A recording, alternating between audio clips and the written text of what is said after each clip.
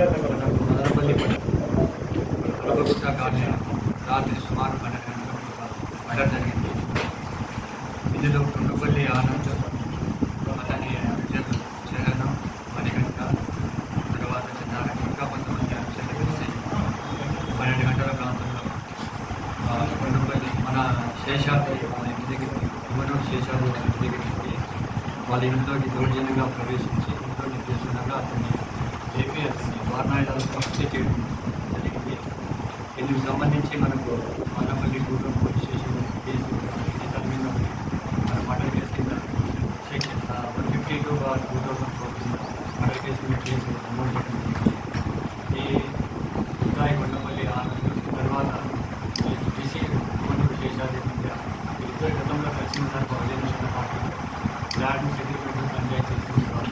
ఈ మధ్యకాలంలో చనిపోయినటువంటి ఇవ్వనూరు శేషాద్రి ఐడెంటిఫై చేసి సొంతంగా ల్యాండ్ సెటిల్మెంట్స్ పంచాయతీ చేసుకుంటూ ఉన్నారు. ఈ మధ్యకాలంలో ఇతను ఇవ్వనూరు శేషాద్రి రామారావు గారి అంబేద్కర్ స్టాచ్యూ కూడా విశాల్ చేయడం జరిగింది. ఆ విషయాలు ఏంటంటే అంతకుముందు అయినటువంటి ఇన్ఫీరియర్స్ మరింత ముదిరిపోయినాయి. ఆ ముదిరిపోయిన క్రమంలో ఇతను ఆనంద్ తన అనుచరులతో అక్కడికి వెళ్ళి అతన్ని హత్య చేయడం జరిగింది. ఈ విషయంలో ఆనంద్తో పాటు కాకుండా విచారణ చేపట్టాము. ఈ మర్డర్ వెనక ఎంతమంది వ్యక్తులున్నా ఎవరు అడిగిన సింగిల్ టీమ్స్ కూడా అప్లై చేశాము. ఇంకా ఉంటాయితో అందులోనే వాళ్ళకి ఈ అది వెరిఫై చేస్తున్నాం. ఆనంద్ మీద గతంలో 2014 పెట్టింది కేసు, అది కోర్టులో విడుదలైపోయింది. ఇప్పుడు 2021 కేసు లాంటి కేసు అది ట్రయల్ నడుస్తూ ఉంది.